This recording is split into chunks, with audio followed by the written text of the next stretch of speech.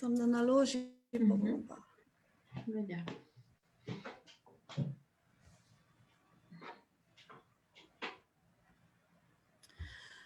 Evo, Sara, zdaj pa tebi predajam besedo, tako da, evo, izvoli. Hvala. Lep pozdrav, lep večer še z moje strani. Dobrodošli na predavanju Poceni po svetu. Torej, kot že ime pove, bom jaz z vami delila par mojih nasvetov, napotkov, kako čim bolj poceni potovati. Par stvari, ko so meni prišle najbolj prav, to bo prvi del predavanja. Drugi del bom pa na kratko predstavila mojo pot po Aziji, predstavila par mojih najljubših krajev, najbolj zanimivih mest, da vam morda dam kakšno idejo za potovanje, ko se stvari po svetu spet malo spremenijo in bomo spet kam šli. Najprej bi rada malo samo na kratko povedala, kaj je bila neka glavna ideja, namen tega predavanja. Tekom mojega potovanja sem dobila ogromno nekih komentarjev z vsebino, koliko meni velja, da lahko potujem, da si lahko privoščim in da si tudi oni to zelo želijo, ampak je to verjetno zelo težko in nedostopno in da je to nek privilegij zgolj za bogate, kar je daleč od resnice. Tako da s tem predavanjem sem malo tudi v bistvu glavna ideja razširi to idejo, da tudi ko gledamo vse takele fotke in vidimo vse te ljudi, ko uživajo na najbolj eksotičnih krajih po svetu, se lahko opomnimo, da so to po vsej verjetnosti tudi velikokrat čisto navadni revni študentje, ki nimajo nič več denarja kot mi, ampak da se zgolj res znajo v življenju znajti in najti določene možnosti. In skratka, glavna ideja tega predavanja, da je potovanje lahko zelo poceni, dostopno čisto vsakmu in res enostavno. Kot tale fotka pove, tudi lahko greš zelo kmalu, ko bo to mogoče na potovanje. Vseeno pa bom povedala, da potovanje, ki ga bom opisala, je včasih bolj podobno tej situaciji na desni strani, da nimam žal skritega recepta, kako zastonj uživati v nedogled v različnih fancy resortih. Tudi to se lahko zgodi, ampak na račun nizke cene je včasih situacija bolj podobna tej na desni, ampak je pa definitivno vedno veliko zabave in avanture na ta račun. In odkot mi sploh ta ideja in moja izkušnja o poceni potovanju. Torej, po moji končani diplomi sem se odpravila na to enoletno potovanje v Azijo, tudi na desni strani se približno vidi, kje sem se potepala. To je bilo 13 mesecev, obiskala sem 6 držav in res v tem času doživela ogromno nepozabnih stvari, spoznala veliko ljudi, preživela 2 tedna na enem otočku v Indoneziji brez signala, brez telefona, en teden na primer živela zastonj v enem hotelu, skratka res ogromno nekih zanimivih dogodivščin. In vse to za 10 evrov na dan, kar je res nizka cena, to na primer v Ljubljani včasih za kakšno večerjo damo to denarja ali pa še več. Tako da zdaj v nadaljevanju bom pa delila, kako sem to dosegla. Najbolj pomemben del tega predavanja je seveda prostovoljstvo, ker se mi zdi, da je to res ena najbolj super stvar za vse mlade, da se malo bolj spoznamo in sami sebe, da dobimo ogromno nekega novega znanja, izkušenj, je res ena super naložba za vsakega posameznika, da malo lažje najde svojo pot in svoj prostor pod soncem. In lahko je zelo pomembna izkušnja v življenju, kot tudi tule v spodaj piše, da ogromno prostovoljcev se pa tudi po tej izkušnji odloči za popolnoma drugačno karierno pot. Najprej bi rada predstavila POTA. To je program mladinskega misijskega prostovoljstva. Z njimi sem tudi jaz začela oziroma to je bila moja prva prostovoljna izkušnja. Z njimi sem prvič šla na malo daljše potovanje izven Evrope. To je program mladinskega misijskega prostovoljstva, ki ima sedež v Ljubljani. In je res ena popolna priložnost za vsakega, ki si želi potovati, pa ga je morda še malo strah, si še not pa iti sam, ne ve točno, kako vsi ti procesi, letalska karta, viza, cepljenje, kako to vse poteka.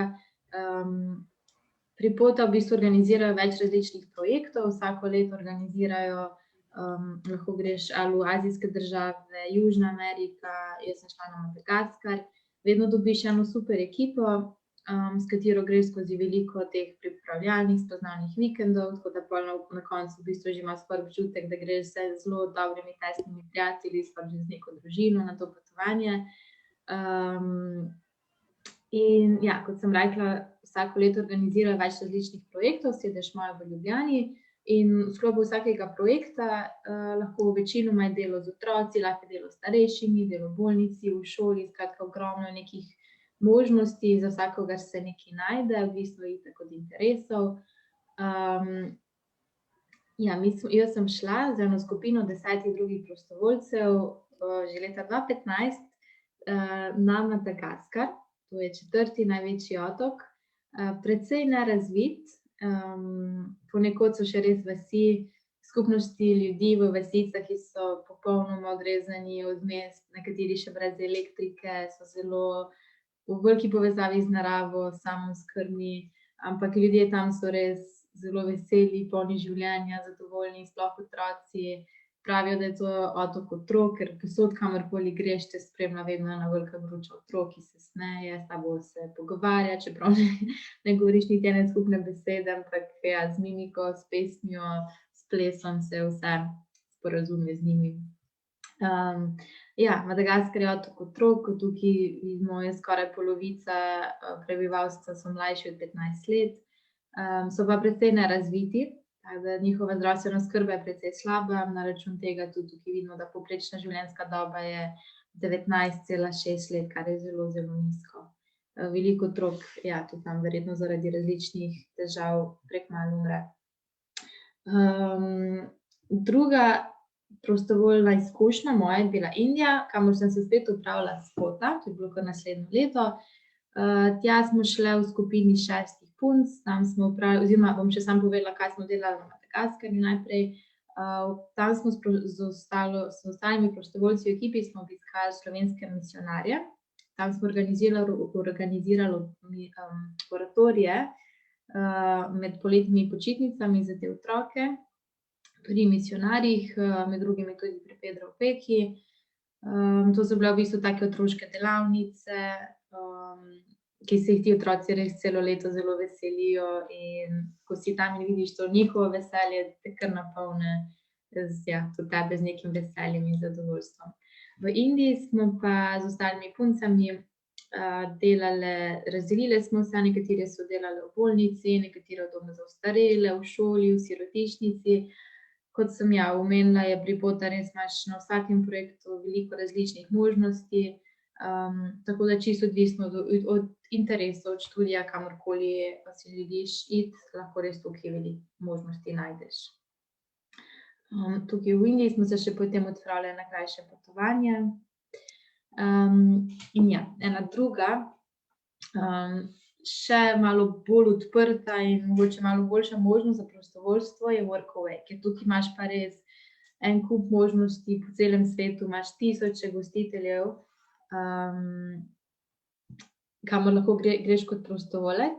Torej Workaway res velja za eno najboljših priložnosti za vsakega mladega, ki si želi v svet, ne samo mladega, za vsakega na splošno, ki si želi v svet.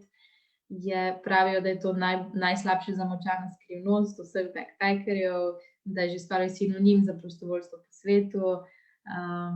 Po mojem mnenju pa res ena najboljših priložnosti za vse, ki si želijo potovati, spoznavati nove ljudi, se poizkusiti v novih spretnostih. Torej, kaj sploh je Workaway? To je spletna platforma, kjer je tisoče gostiteljev in prostovoljcev, ki iščejo ali pomoč pri delu ali pa nudijo pomoč pri delu. Skratka, tukaj si lahko zbiraš pol svojega gostitelja, odvisno od države, kamor si želiš iti, odvisno od dela, ki ga želiš početi. Lahko malo počekirate to spletno stran. Moraš plačati eno nizko članarino, ki se definitivno splača. Mislim, da oni tudi zdaj še v času korone imajo veliko projektov, ki so odprtih, veliko gostiteljev še vseeno nudi priložnost prostovoljstva. Nekateri ti nudijo celo plačano delo, tako da tukaj se lahko včasih tudi najde kakšna služba. Dosti iščejo za dlje časa, tako da tudi za pol leta, za 1 leto se najdejo kakšni daljši, bolj obsežni projekti, tako da res možnost je tukaj neskončno. Njihov glavni ta princip, pravilo je, da vsak prostovoljc mora nuditi 5 ur pomoči na dan, 5 dni na teden, torej skupno 25 ur dela na teden, kar je pa ponavadi je to zelo tako enostavno, prijetno delo, ali pomoč na farmi, ali učenje v šoli, učenje različnih jezikov, ali lahko celo živiš pri družini, delaš v, ne vem, surf kampih, joga rezortih, na čajnih plantažah, skratka, karkoli si človek skoraj lahko zamisli, tukaj najde. Takole približno izgleda njihova stran. Lahko si izbereš sam glede na destinacijo, kamor želiš iti, ali pa iščeš glede na delo, kamor želiš iti. In moja prva workova izkušnja je bila na jugu Indije, v državi Goa, ki je taka precej turistična, en tak hipi mehurček na jugu Indije. Tam sem delala 4 mesece v enem holističnem well-being resortu, Kamaketna se imenoval, je v bistvu rezort za jogo, meditacijo, različne oblike zdravljenja, leži pa popolnoma v džungli. Tako da tukaj so ti skupni prostori tega rezorta, imajo različne majčke, sobice, joga šale, restauracijo, ampak vse je čisto odprte, v naravi, v popolnem stiku z vsemi živalmi. Tako kot tule na desni sliki spodaj se vidi ena soba na drevesu, imajo veliko teh drevesnih hiš. In potem v bistvu res lahko vsak prosti trenutek izkoristiš, da opazuješ živali, opazuješ opice, ogromno imajo opic, ki včasih si pridejo kar dosti blizu in lahko pol jih ure in ure, če imaš čas, opazuješ. Ogromno je žabic, ki skozi skačejo po kopalnici in pol vsak večer preden si greš tuširati, skoraj kap zadane, ko najdeš eno nekje na pipi. Tukaj sem živela jaz v tej drevesni hiški, čist na vrhu. Mi smo se malo hecali, da zgleda kot neka hiška od Harryja Potterja, je pa res, res zelo, zelo lepo.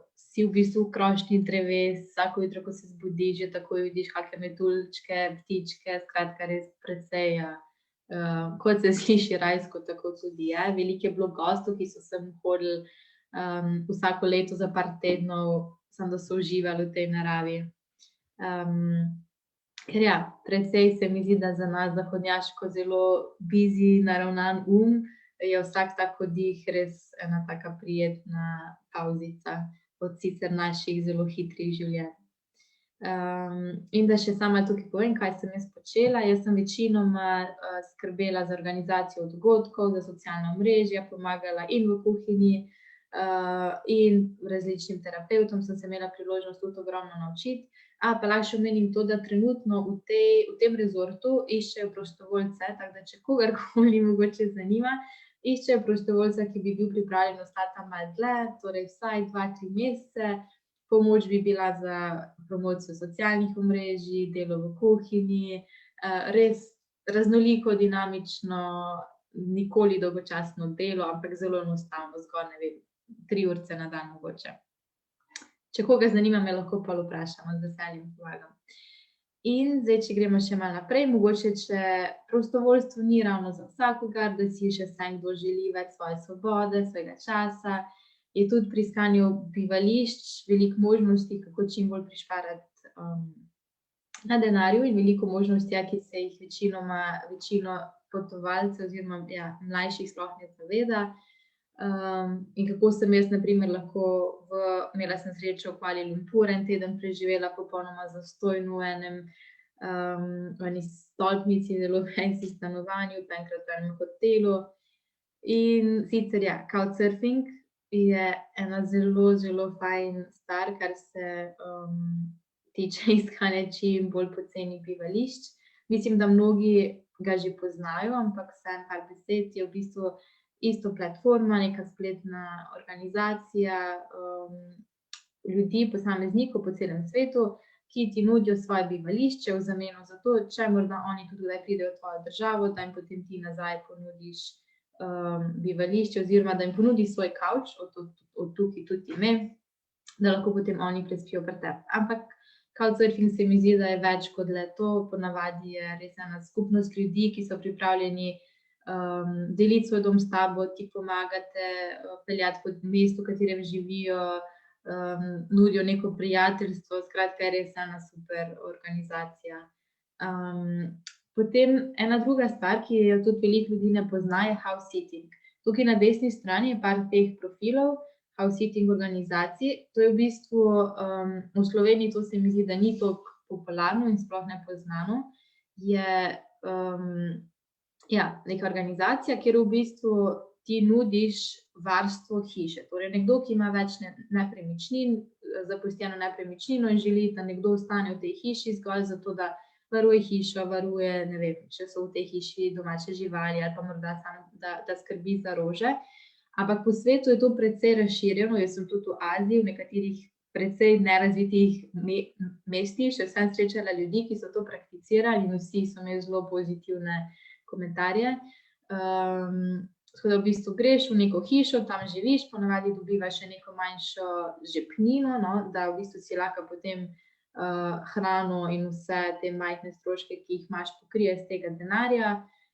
In ja, spoznala sem eno punco, na primer, ki je potovala po svetu, zgolj s tem house sittingom, v različnih mestih si je našla te različne hiše, kjer je živela in to so bile ponavadi res take lepe, večje hiše, včasih celo vile, bogatejših ali Evropejcev ali Američanov, ki imajo več nepremičnin, pa potem zgolj za njihov boljši občutek za varstvo iščejo nekoga, ki bo v tej hiši bil takrat, ko njih ni.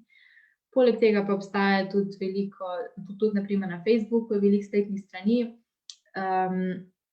kjer ljudje iščejo varstvo za svoje hišne ljubljenčke, če grejo kdaj na počitnice, sploh po evropskih mestih je veliko tega. Sem živela v Barceloni in sem tudi tam videla, da je dosti priložnosti, da greš v stanovanje nekoga, takrat, ko njega ni, da si s tem hišnim ljubljenčkom, da ni sam in da ga hraniš in skrbi zanj. In ja, zdaj bom opisala še eno mojo izkušnjo v Indiji, ko sem z eno prijateljico smo backpackali po severu Indije, v podnožju Himalaje in delali smo couchsurfing po poti in enkrat smo bili dogovorjeni z enim gospodom, da preživijo pri njemu 2-3 dni. In en večer prej, preden bi mi mogli iti tja do njega, nam je sporočil, da žal je dobil nekaj obiska, da njegovo stanovanje je zdaj zasedeno, pa da če bi mogoče lahko šle rajkar v njegovemu prijatelju v hotel. In itak, da bi revne backpackerke, kaj je bilo boljš kot to. Tako da smo na koncu preživeli en teden v enem hotelu, kjer smo imeli neomejeno sobno postrežbo. Ta hotel je bil res v enem takem zelo lepem gorskem malem mestecu. Tako da ja, nikoli ne veš, kaj te na potovanju čaka, sploh takrat, ko se bolj povezuješ z domačini, ja, se ti lahko zgodi res veliko lepega in nepričakovanega. In imela sem tudi srečo v Kuala Lumpuru, sem spoznala eno punco, pri kateri sem bila isto na couchsurfingu in sem tudi tam en teden živela z njo v enem stanovanju, zelo lepem, eni stolpnici. In couchsurfing se mi zdi, da je v Aziji res zelo popularen. Po mojih izkušnjah zelo varen, niti ene slabe stvari se ni zgodila niti meni, niti ljudem, s katerimi sem se spoznala. Tako da definitivno priporočam. In še par besed o delu. Zdaj, tele vse stvari so trenutno morda malo neaktualne, ker se vse te vize, vse to se je malo ustavilo, ampak za prihodnost, da bomo vedeli. Woofers, na primer, je ena organizacija, ki je večinoma namenjena delu na farmah, tudi po celem svetu. Je podoben princip kot Workaway, tako tudi Helpex, tukaj je večinoma del celo plačanih, ampak so tudi različne priložnosti po celem svetu, potem Workaway, ki sem ga opisala, au pair, torej varuška, ki živi pri družini, to mislim, da tudi mnogo ljudi že pozna. Ampak ja, greš v bistvu k eni družini, živiš pri njih, plačajo ti, dajo ti žepnino, na dan pa delaš približno, ne vem, od 2 do 4-5 ur, skrbi za otroke, pa pomagaš pri lažjih gospodinjskih opravilih. Jaz sem to delala v Barceloni par mesecev in bila tudi ena taka zelo fajn izkušnja. Potem te working vize, ki so zelo popularne zadnja leta, ampak zaenkrat trenutno vse na čakanju, se malo ustavili. Kar je pa meni najbolj prav prišlo tekom mojega potovanja po Aziji, je pa predvsem to, da si malo iznajdljiv, originalen in da premisliš, jaz sem pošiljala prošnje različnim centrom, različnim rezortom, kjer sem želela delati in sem lepo povedala, da lahko pridem tja, učim jogo, in odziv bil ponavadi zelo pozitiven. Tako da res se mi zdi, da neka najboljša je sama iniciativnost, da premisliš, kaj lahko ponudiš, imaš neko spretnost, si inštruktor potapljanja, plezanja, si fotograf. V našem rezortu v Indiji, tam, kjer sem delala, smo imeli enega fotografa, ki je prišel, poslikal vse sobe, naredil promo video, je bil pri nas zastonj 2 tedna in skratka, tako kot je to naredil on, je tudi ogromno drugih popotnikov, ki si v bistvu služijo svoje bivanje, hrano z neko spretnostjo, ki jo imajo. In to se mi zdi, da je še neka najboljša možnost za vsega. Tako da malo iznajdljivosti, malo originalnosti in se definitivno vedno kaj najde. Kako pa čim bolj šparati denar tekom potovanja in kako je meni uspelo po mojem povprečno na dan zapraviti za bivališče in za hrano okrog 3-4 evre, če odštejem ostale cene za letalske prevoze in vize. Res je, da v Aziji je to mogoče malo ceneje, ampak vseeno definitivno vedno bolj zabavno in dosti bolj ceneje, če se v življenju čim bolj približa življenju domačinov. To pa pomeni, da ješ, ker jejo domačini, da se spoznaš z njimi, da jih povprašaš, kam je dobro iti, kdaj, kje so najboljši, ne vem, hoteli, restavracije, skratka, da se povežeš z njimi. Obstaja tudi en kup res cool aplikacij, ki ti omogočajo oziroma ki ti dajo vse potrebne informacije. Couchsurfing, kot sem že prej omenila, ki ni zgolj organizacija za iskanje prenočišča, ampak je ena skupnost ljudi, ki so zelo odprti za druženje, kamorkoli greš, včasih organizirajo vsakotedenske skupne izlete, skupne večerje. Potem, na primer, ta Meetup aplikacija je ena aplikacija, kjer lahko napišeš, kje si, kaj si želiš delati, različne interese, ki jih imaš, in lahko najdeš potem enega domačina, ki tam živi, na primer si želiš iti plezati in potem lahko najdeš domačina, s katerim greste skupaj plezati, ki vam predstavi različne možnosti. V glavnem aplikacija, na kateri se lahko povežeš z domačini in precej pomaga pri potovanju. Potem javni prevozi, to mislim, da mi ni treba posebno poudarjati, da vedno in bolj zabavno in dosti bolj ceneje, če se poslužuješ javnih prevozov namesto nekih dražjih privatnih taksijev. Kot tukaj na slikah vidimo, je v Aziji javni prevoz zelo zanimiva, pestra izkušnja. Ne glede na to, da izgleda zelo kaotično in nevarno, sem jaz v celem letu, mislim, da bila priča zgolj dvema manjšima nesrečama, še to je bilo enkrat ena rikša, se je zaletela v stojnico s sadjem, pa mislim, da drug primer je bil zelo podoben, da je en kolesar z rikšo v zadnji, da je tudi zapeljal nekam v eno drugo rikšo, nekaj takega, nobene hude nesreče nisem opazila, ker se mi zdi glih zaradi tega, ne glede na to, kako kaotično vse izgleda, oni imajo nek svoj red, neko zelo visoko koncentracijo in nekako jim to štima in deluje in je pa zelo zabavno biti del tega kaosa. In prevozi na vlaku v Indiji, kot tule vidimo, je število potnikov indijskih vlakov v enem dnevu enako populaciji Avstralije. Res ni vsak vlak vedno tako, je tule na sliki, se pa definitivno tudi taka situacija velikokrat vidi. Moj najdaljši prevoz na vlaku v Indiji je bil enkrat, ko sem šla iz juga do severa, mislim, da 30 ali 32 ur je trajalo na enem vlaku. In res ena taka zelo zanimiva izkušnja, ko vidiš vse te velike indijske družine, ko se skupaj premikajo po vlaku in na stol za 2 se jih usede 8, prinesejo si, ne vem, kosilo, večerjo, vse in pol skupaj tam jejo in se sprašujejo. Skratka, res zelo zanimiva izkušnja.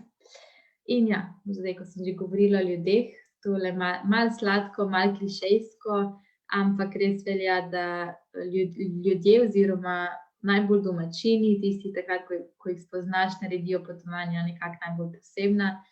sploh, ko imaš priložnost, da se znajdeš v krajih, kamor navadni turistični vodniki morda ne peljejo vse turiste, ko si malo dlje v nekem kraju, ko zares začutiš ta nek utrip domačinov, njihovega življenja, ko se oni spustijo mogoče malo bliže k sebi, sploh kot prostovoljec se ti to zelo velikokrat zgodi, da res poznaš na bližje življenje in potem res vidiš, da so to neke take nepozabne izkušnje in vtisi, ki ti največ dajo, ki te tudi najbolj zaznamujejo v pozitivnem smislu, da se učiš nekih drugih kultur, drugačnih mišljenj. In ja, tukaj še bom omenila, da po mojem najbolj pogosto vprašanje zame je vedno bilo, če ni nevarno, če me ni strah, da grem kar tako sama po svetu, sploh v Indiji, da ko groznih stvari se ti lahko zgodi, sploh kot punca. In bla, bla, bla, bla, v glavnem vse v tem smislu, da svet je grozni in strašen in da je tvegano. Ampak vedno znova jaz sem odgovarjala, da je svet res bolj prijazen kraj, kot si morda mnogi mislijo in da so domačini, oziroma vsaj po mojih izkušnjah so ti ljudje res zelo prijazni, radodarni, odprti. Večinoma bi te kar z največjim veseljem povabili domov, predstavili družini, povabili na kosilo, na večerjo. Skratka, res odprti, prijazni. In ja, ko govorimo o odprtosti in prijaznosti, imam tule 2 slikce, 2 zgodbice, da res dokažem to, da so ljudje res bili zelo dobri in prijazni. Tule na levi strani je en gospod, ki je meni precej pomagal, ko se mi je, znašla sem se v eni godlji, in sicer v Indoneziji, na enem otoku, sredi ničesar, sem bila na enem trekkingu v džungli in oni so glih praznovali Ramadan. Meni se je pa mudilo v eno malo večje mesto, ker sem na letališče, kjer sem imela let.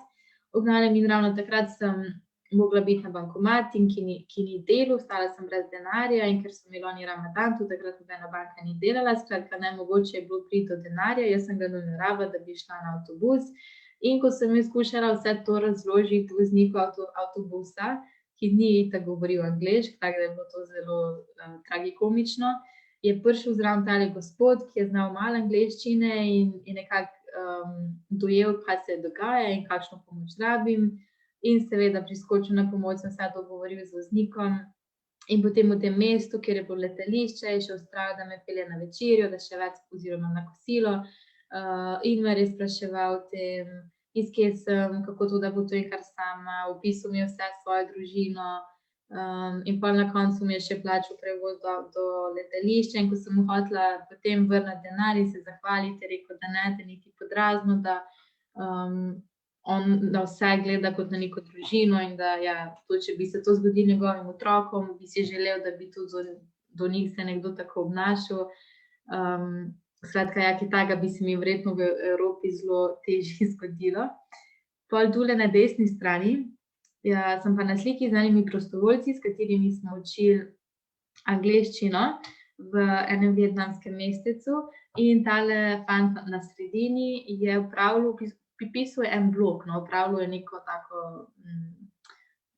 raziskavo, lahko rečem, in sicer o gostoljubju in o radodarnosti ljudi v azijskih državah, ker je potoval je tudi, mislim, da par mesecev ali celo par let, v glavnem en tak backpacker za daljši čas je bil in hodil po različnih restavracijah ali kavarnicah, opisal ljudem to njegovo raziskavo oziroma blog, ki ga piše o gostoljubnosti, in jih vprašal, če bi morda bili pripravljeni mu dati zastonj ali kavico ali zastonj obrok.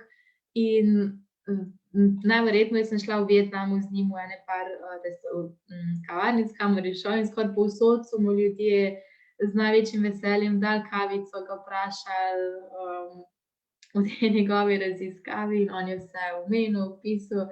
In ja, predvidevam, da če bi on to isto delal kje v Evropi, bi mu verjetno z enim takim zelo hitrim znakom pokazal, da naj gre ven, in mu ne bi dali toliko priložnosti, kot jo dobil v Aziji.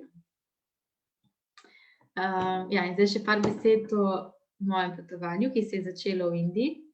In Indija, ja, po besedah mnogih je država, ki jo ali ljubiš ali sovražiš. Res te ne more pustiti brezbrižnega. Je ena taka zelo močna izkušnja. Jaz sem tam preživela 8 mesecev, vse skupaj, pa se mi še vedno zdi, da je več kot polovica stvari tam, ki jih moram videti, ki jih nisem še imela priložnosti videti na lastne oči. Tako je velika, tako je pestra in raznolika. Ja, je zelo poceni, tako da finančno je res primerna za vsakega popotnika. In je tudi varna. Veliko ljudi je mene spraševalo, če je Indija varna, če bi priporočala, in definitivno ja, se mi zdi, če upoštevaš njihovo kulturo, nek način oblačenja, obnašanja, je varna in primerna čisto za vsakogar. Moje potovanje se je začelo na jugu Indije, ki je precej znana po teh svojih lepih tropskih plažah. Jug Indije je zelo podoben ostalim jugovzhodnim azijskim državam. Tukaj na sliki je Kerala, ki je precej znana po teh vodnih tunelčkih, ob katerih so zgrajena mesta. V teh tunelčkih potem ljudje in perejo oblačila, se kopajo, kuhajo, skratka vse v popolni odvisnosti, soodvisnosti od teh rek, ki živijo. Zelo lepa, ampak zelo, zelo vroča v monsunskih mesecih je tale Kerala. Cel jug Indije isto, tako da takrat se je mogoče malo boljše izogniti, ker lahko res vročina postane skoraj neznosna. Eno drugo mesto na jugu Indije pa Hampi, ki je zelo, zelo majhno mestece, na nekaterih zemljevidih ga sploh ne najdemo, ampak je pa en tak ena taka skrit dragulček za veliko popotnikov, sploh backpackerjev, ki pa tukaj preživijo mesece in mesece, nekateri celo leta, ker je eno tako zelo zanimivo, zelo lepo mesto. Je pravzaprav je kombinacija oziroma je ostanek starodavnega mesta in templov, ki ga obkrožajo, je zaščiten kot UNESCO-va dediščina. Tule se vidijo malo lepše ti templji. Zgleda pa kot nekakšna kombinacija risanke Kremenčkovi mogoče ali pa Jurskega parka, ker ima tako zelo neokrnjeno naravo, ogromno je teh riževih polj, pa teh potočkov vmes, ogromno je balvanov, ker je potem veliko turistov, ki tja pridejo plezati za daljša obdobja. Zgleda kot neka Mezopotamija, ampak ima res en tak poseben pridih. Je zelo mirno mesto napram vsem ostalim bolj kaotičnim mestom v Indiji, tako da verjetno je tudi ten razlog, zakaj se veliko turistov tukaj ustavi za dlje časa. Precej pa je znano tudi po tako imenovanih Hampi semenih. To so taka mala semena, ki tukaj zelo dobro uspevajo in imajo psihadelične učinke. Zato je to verjetno tudi en izmed krajev, kjer se veliko backpackerjev oziroma tako imenovanih sodobnih hipijev zelo radi zadržujejo dlje časa. Zaradi teh semen, ker pa vse to mesto naredi eno tako hipijo oazico. In pa še sever Indije, po mojem mnenju je nek ta pridih in pravo bistvo Indije bolj zajeto v severu, v mestih, kot so Dharamsala, Rishikesh in Varanasi. Varanasi velja za najstarejše mesto na svetu, ima mnogo imen. Mislim, da zibelka civilizacije, mesto rojstva in smrti, staro naj bi bilo 5000 let in je sveto mesto za vse pripadnike hindujske vere. Za njih je to mesto to, kar je na primer za vse muslimane Meka. Skratka, vsaj enkrat v življenju bi se vsak pripadnik te vere bi naj prišel v Varanasi, če ne drugače, pa vsem prihajajo vsaj ljudje pred smrtjo, ker verjamejo, da bodo smrtjo v tem mestu in pa zažganjem svojega trupla v teh krematorijih, ki so v tem mestu, verjamejo, da bojo prekinili ta nenehni krog karme, torej krog nenehnega novega rojstva in smrti. Ampak verjamejo, da če se truplo zažge tukaj na teh krematorijih, potem v bistvu je duša odrešena na nek način. In ob reki, to je sveta reka Ganges, ob tej reki je pa ogromno teh krematorijev v celem mestu, ki delujejo 24 ur na dan, vsak dan. Na največjem krematoriju, mislim, da dnevno zažgejo do 150 trupel. Imajo pa posebna pravila, naprimer, če umre nosečnica, otrok ali svečenik, takrat trupla ne smejo zažgati, ampak ga dajo na taka posebna nosila, okrasijo z blagom, z rožami in spustijo na to sveto reko Gango.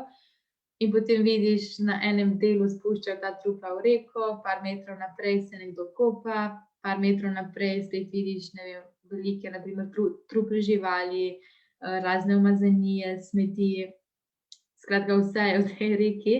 Obenem pa vseeno tudi verjamejo, da če se skopaš noter še ko si še živ, se kljub temu tvoja duša v bistvu očisti grehov in veliko ljudi pa noter plava, gre od enega brega pa do drugega brega.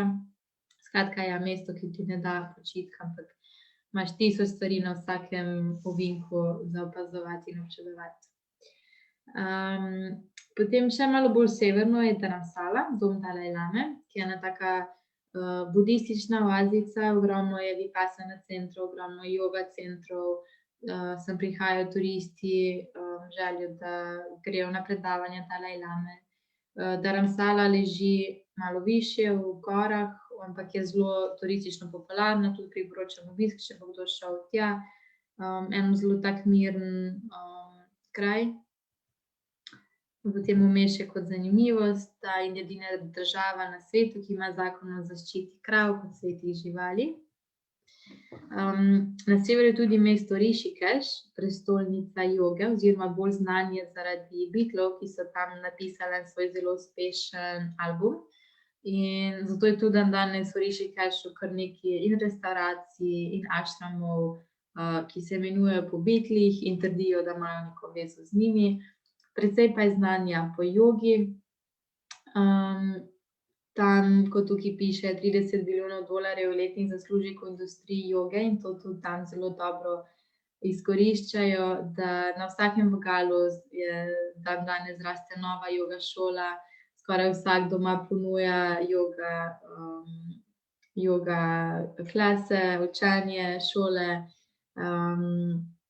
Skratka, ja, zato je treba biti mogoče malo bolj previden, ko se v te stvari spuščaš, da res najdeš eno šolo, ki ti nudi neko kvalitetno izobraževanje, ker je malo more teh možnosti različnih šol.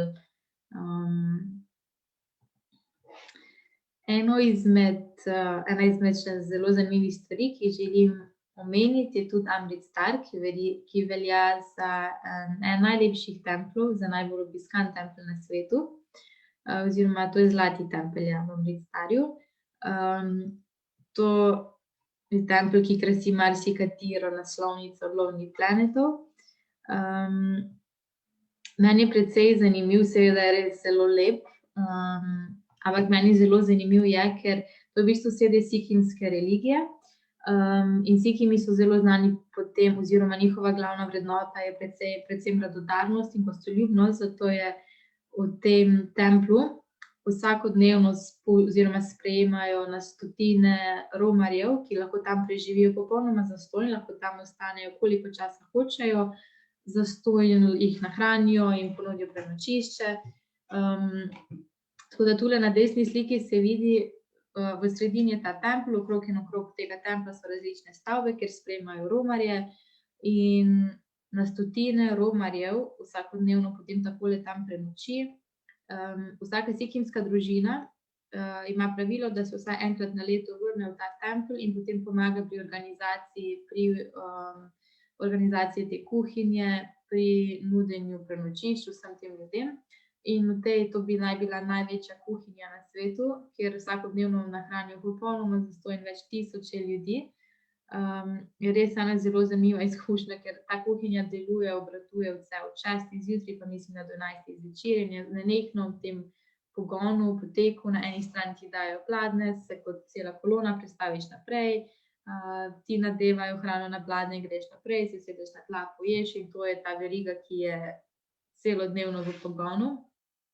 In ja, jaz sem tja šla z eno prijateljico za par dni in tukaj na levi sliki spodaj se vidi za turiste, imajo eno tako posebne sobe, celo svojo kopalnico, na primer za razliko od teh pripadnikov te religije, ki pa spijo, tako se tukaj vidi na tej sliki. kar je bilo meni kar zanimivo. Ampak ja, imajo pravilo, da moraš imeti nujno skozi pokrite lase, torej moraš nositi tam rutko. Tule na sliki sta dva pripadnika te religije. Pri moških velja, da si ne smejo briti brade in da si ne smejo strižiti lase. Zato daljše lase, kot imajo, večji kot je ta turban, nekako više, več veljajo oziroma na višjem položaju so. Imajo skozi s seboj te neke sablje. To je tudi del enih teh njihovih pravil. Ampak so pa res zelo prijazni, gostoljubni. En gospod nam je potem razložil malo to njihovo vero, njihove pristope in je povedal, da je radodarnost eden njihovih glavnih pravil in da tudi zato tako brezsebično oziroma radodarno hranijo ljudi in omogočajo, da kdorkoli potrebuje tam prenočišče, lahko pride. Eno od zelo zanimivih mest v Indiji pa je tudi mesto Auroville, ki je mesto, ki velja, da je popolnoma brez vlade, brez religije, brez denarja in leži na jugovzhodu Indije v mestu Pondicherry. Velja za neko največjo duhovno utopijo, duhovno skupnost. Po mojem mnenju, izgleda kot nek duhovni mehurček, kjer živijo ljudje, ki se nekako mogoče ne strinjajo najbolj z življenjem v našem svetu, z našim sistemom. Mesto je bilo zgrajeno v 60. letih, v času hitre revolucije, s pomočjo teh hipi močino, ki so gradili to mesto par let. Namenjeno je bilo oziroma zgrajeno je bilo za 50.000 ljudi. Danes pa tam živi, mislim, da skoraj 4.000 ljudi iz 100 držav, večinoma so to Evropejci, Francozi, Nemci. Tam je v bistvu vse, so šole, vrtci, ljudje delajo, vsakemu je dodeljena določena zadolžitev. Res je, da je mesto brez denarja, zato nekako rokujejo z drugačnimi valutami, pa vsak, ne vem, ali delaš nekaj na kmetiji ali nekaj druga. Imajo tudi ogromno nekih raziskovalnih centrov. Večinoma tam živijo različni, ne vem, umetniki, duhovni sanjači. Jaz sem spoznala tudi eno slovensko družino, ki tam živi že 5 let, imajo svoje otroke, ki tam hodijo v šolo.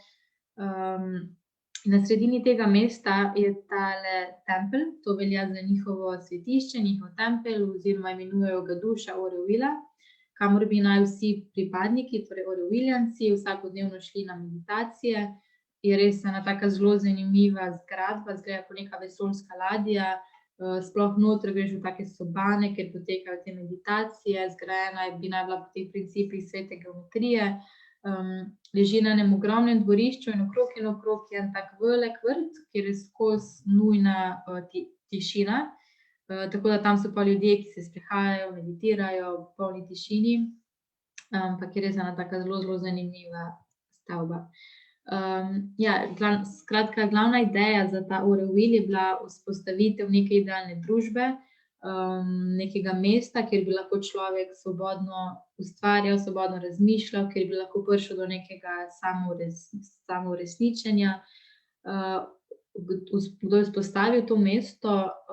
To je bil en Indijec, ki se je imenoval Sri Aurobindo, bil je indijski filozof in nek znanstvenik tudi, in pa ene Francozinje, ki jo kličejo mati Auroville. Ona dva sta bila glavna ustanovitelja. Ni tukaj sicer nobene religije, nista ona dva kot neka dva svetnika, ampak sta pa zgolj bila začetnika tega gibanja.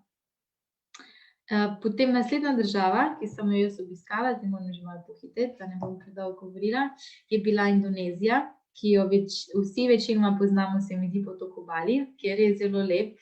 Ampak meni dosti poljub je bil Lombok, ki je malo manj turističen, malo manj nagužvan, pa še vseeno nudi vse, kar nudi Bali.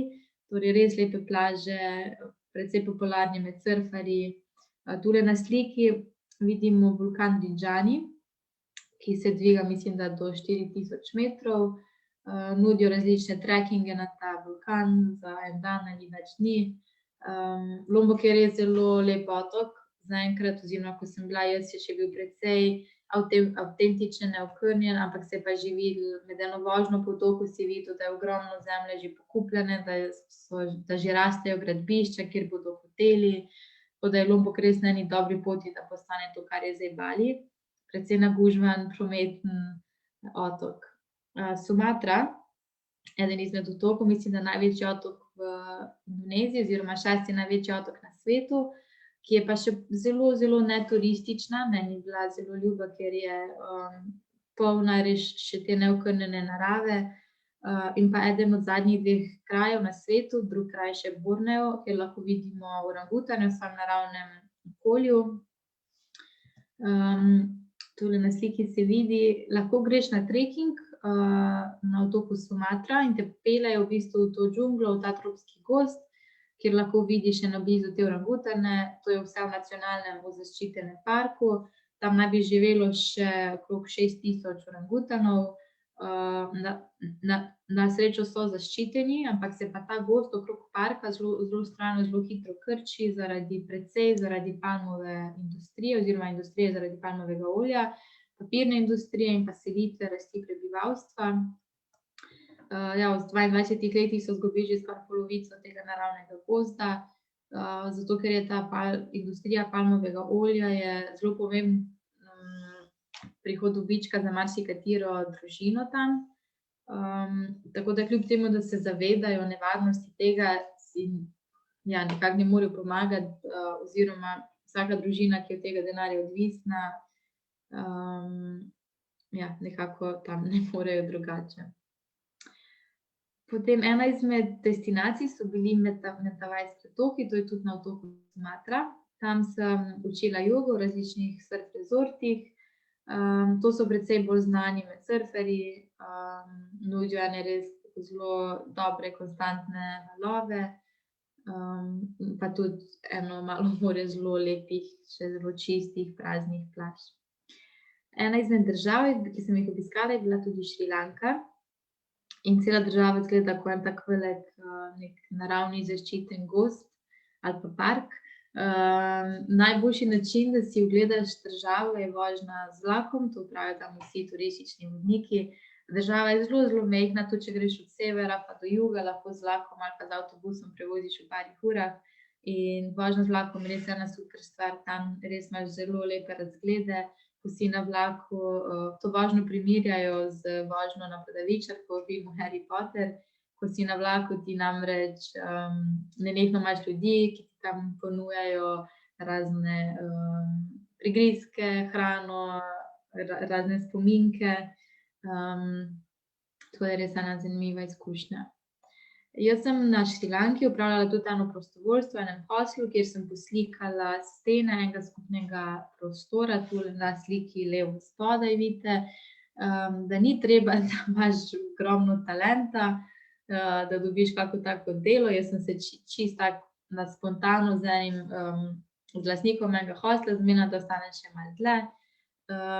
In tako kot sem tudi na Šrilanki, v bistvu čisto načrtovano dobila možnost prostovoljnega dela, je v Aziji zelo pogosto, da lahko, če se malo znajdeš, lahko si prostovoljec na različnih festivalih, različnih zabavah, koncertih. Jaz sem v Indiji bila prostovoljka na 2 različnih festivalih. Skratka, če si malo izviren, inovativen, če se malo znajdeš, je tam res ogromno priložnosti. Tudi, ker nima nobene stroge zakonodaje, ki bi to onemogočala oziroma je nekako ne jemljejo preveč resno. Tako da veliko priložnosti, samo malo se je treba znajti. Ena izmed držav, ki sem jih obiskala, je tudi Vietnam, ki je pa res pravo malo morje priložnosti za prostovoljce, ker tam iščejo ogromno angleško govorečih popotnikov, tudi v družinah, na primer veliko družin tam sprejema k sebi popotnike v zameno, da se pol vsak dan nekaj ur pogovarjaš z otrokom, ga učiš angleško. V velikih hostlih iščejo popotnike, da učijo delavce angleščine, tam se res mi zdi, da zavedajo pomena tega, da znaš drug jezik, da znaš angleščino zaradi vsega turizma. Jaz sem tam preživela 3 mesece, delala sem v 2 šolah, najprej v eni v bistvu popoldanski šoli za otroke, in pa potem en mesec še v enem takem študentskem domu, kjer smo v bistvu živeli, par backpackers oziroma par popotnikov je živelo v enem takem študentskem domu in imeli vsakodnevno ure angleščine s temi študenti, Vietnamci. Vietnam je res ena zelo lepa država, tule eno mesto Ninh Pinh, ki je precej znano po teh apnenčastih monolitih. In pa predvsem pa po mestu Hoi An, ki velja za enega najlepših mest v Vietnamu, če ne morda celo na svetu, ker je zaščiteno kot kulturna UNESCO-va dediščina, ima 800 teh zgodovinskih stavb, ker je eno redkih mest, ki ni bilo bombardirano v času vietnamske vojne. Tako da tam se res zdi, da se je čas kar nekako ustavil in da si prišel v ta antični Vietnam. Vsak večer organizirajo, oziroma oni so imeli včasih v preteklosti navado, da za vsako polno luno so organizirali festival in po rekici pošiljali te lampiončke. In ker so ugotovili, da je to turistom ful všeč, so zdaj začeli to prakticirati vsak večer. Tako da vsak večer se to mesto spremeni v eno tako romantično lučko, no, v glavnem po reki so ti lampiončki, po ulicah prižgejo te lučke, ogromno je kavarnic, zelo je tudi znan po krojaških trgovinicah, tako da je res eno zelo lepo mesto za videti. Predvsej pa je Vietnam raj za gurmane, sem je prišla na obisk moja mami za en mesec in večina slik iz te države izgleda nekako takole. Zelo dobra kuhinja, zelo veliko dajo tudi na hrano, se vidi, da veliko njihove kulture se vrti okrog obrokov. Ja. In pa zadnja destinacija, kjer sem bila, oziroma država je bila Tajska. To mislim, da nekako najbolj znana jugovzhodnoazijska država za vse popotnike, sploh jug Tajske, zaradi vseh zabav, zaradi vseh teh otočkov in sanjskih plaž. Potem znan je tudi Bangkok, po tem nočnem življenju, po ladyboyih, prostituciji in ostalo. Meni zelo všeč, meni bolj ljub je bil pa sever, ki je precej bolj umirjen. Tam je ogromno teh budističnih templov, centrov, zelo lepa narava.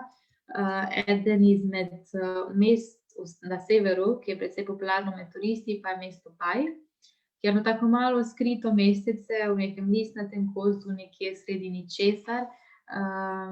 Ampak tam je ogromno nekih teh potočkov in pa slapov in pa malih vasi. In tudi eno izmed tistih mest v Aziji, kjer se nekako turisti polkar znajdejo za par mesecev ali pa par let, tam ostanejo in nekako zaživijo svoje življenje naprej. Zelo umirjeno, zelo lepo. In tudi tukaj je verjetno zelo popularno zaradi, zelo tam uspeva marihuana in pa psihadelične gobice in zato veliko turistov v bistvu pride tja s tem namenom. Ena izmed mojih zadnjih izkušenj v Aziji je bil pa obisk Vipassane na enem tajskem otočku, Koh Samui. In Vipassana je v bistvu ta budistična tehnika popolne tišine. To naj bi bila tehnika, ki jo prakticiral Buda pred svojim razsvetljenstvom.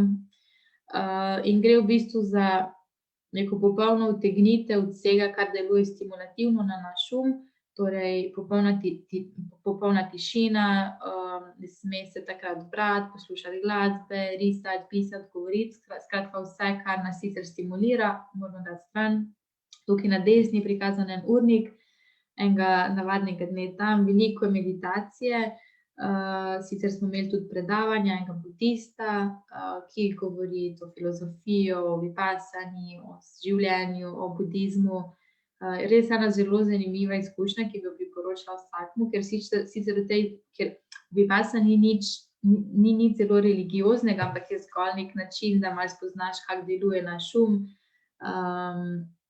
in ja, malo bolje morda spoznaš samega sebe. In pa za zaključek, sam še malo v premislek, morda, da vse te lepe plaže in slike, ki jih pogosto vidimo v turističnih priročnikih in Lonely Planet, vse te sanjske prazne lepe plaže, so v resnici včasih izgledajo nekako bolj takole, oziroma da ogromno je krajev v Aziji, ki so že precej onesnaženi. In pa tam se mi zdi, da res še ni razširjeno to zavedanje na to problematiko, oziroma tudi tam nimajo sredstev, da bi se nekako pri tem obranili. Jaz sem videla zelo malo smetiščnih košev, naprimer, če sploh kje v Indiji, mislim, sploh se ne spomnim, da je kje bil sploh koš za smeti.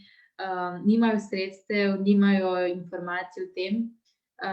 Tako da ja, tukaj gre zgolj bolj za en nasvet, da morda mi tukaj imamo pa ogromno možnosti, da imamo v glavi malo to zavedanje, da pazimo, da pravimo čim manj plastike, da če le lahko in ne kupujemo, se poslužujemo različnih načinov, ker nikoli ne vemo, kam ta plastika gre, kje ta plastika pristane, in da malo pomagamo po svojih močeh tudi za drugi konec sveta. Ja, da ne bom se zaključila preveč v negativnem duhu, to bo zgolj za premislek, ampak ja, zdaj to je iz moje strani vse, kar sem res želela, kar upam, da je komu ostalo po tem predavanju, je to, da potovanje res ni zakomplicirano, ni nedostopno, ampak da je lahko zelo poceni, enostavno, da si ga vsak lahko plane na daljše potovanje in da definitivno je ena super naložba za vsakega posameznika. Tako da ja, to je to iz moje strani. Če ima kdo kakršnokoli vprašanje, komentar, z veseljem odgovorim, povem. Tako da ja. Sicer pa najlepša hvala za pozornost. Sara, hvala za tole izčrpne informacije o raznih prostovoljnih delih oziroma kontaktih, no, mislim, spletnih straneh, kjer lahko mladi iščejo delo in prostovoljno delo. Zdaj ne vem, če bo še kdo kaj imel za vprašati, vidim, da nič. Oziroma ja, Anja je napisala, kako si se počutila, ko si se vrnila v Slovenijo.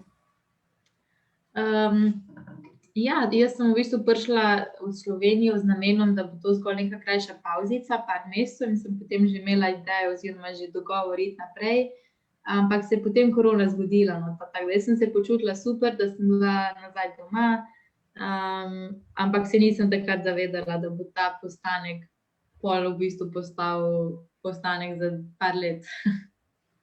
Lepo je bilo priti domov, ja, definitivno.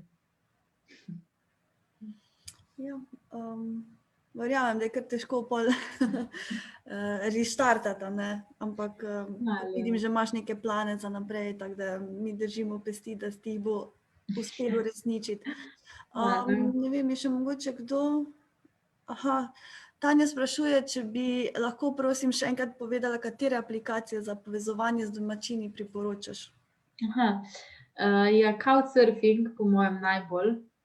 Meetup je tista, ki sem jo tam opisala, da ti omogoča, da se z različnimi interesi, z različnimi hobiji združuješ z domačini. Predvsem pa zdaj odvisno, za katero mesto gre. Jaz, na primer, ko sem živela v Barceloni, na Facebooku imaš ogromno teh strani, kjer je v bistvu vsi ne turisti, ampak tisti, ki prihajajo tja za daljši čas, iščejo prijatelje, različne hobije in tako naprej. Predvsem pa Couchsurfing, no, to je po mojem najboljše, ker tam imaš tudi ogromno dnevnih aktivnosti, ne gre zgolj zdaj za iskanje prenočišč, ampak iščejo, ne vem, skupne krožke, skupne izlete. Tako da ja, najbolj to. Super, mogoče še kako vprašanje, da vidimo. Tudi na Worku je v bistvu, no, še lahko menim, da tudi tam imaš, na primer na svojem profilu si lahko zbereš, v katero državo greš, in potem imaš možnost, da tudi vsem ostalim oziroma ostalim backpackerjem, ki so v tej isti državi, da jim napišeš sporočilo, če ne vem, če se želijo srečati, če želijo iti skupaj na kak izlet, skratka, tudi tam ti omogoča, da se poveže z ostalimi. Še tule Evelin sprašuje, kako to, da si se odločila za 1 leto Azije in kaj te je gnalo, pa če so bili prisotni strahovi? Eden izmed glavnih vzrokov je bila joga, ker sem hotela iti na ta joga tečaj.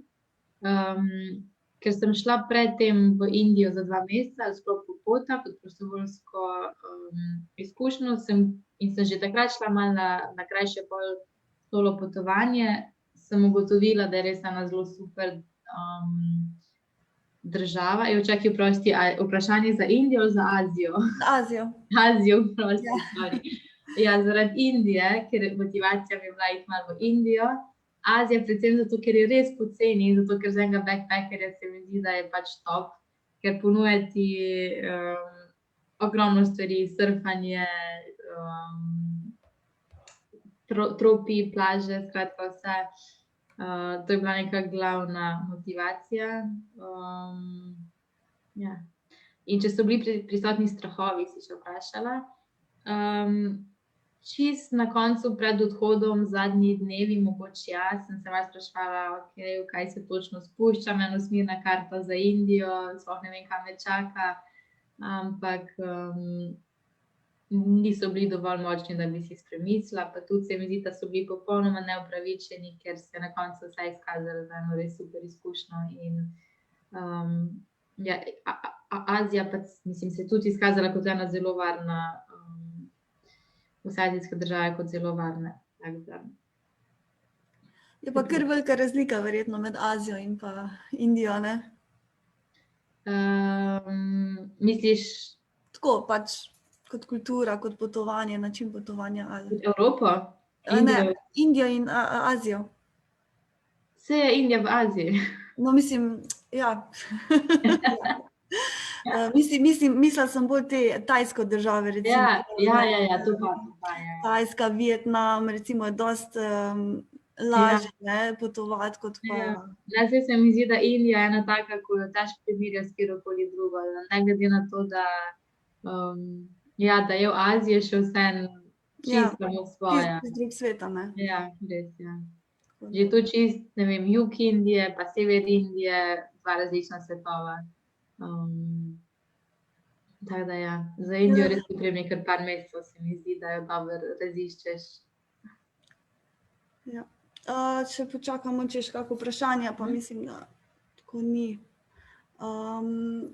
Tako da, Sara, hvala ti za vse te informacije. Jaz ti želim srečno, kamorkoli bo že odpotovala vnaprej. Pa da se kmalu spet kaj vidimo, ne? Hvala. Najlepša hvala vam za priložnost, za povabilo, ja. In tudi tebi vse dobro. Hvala. Adijo. Ciao, adijo.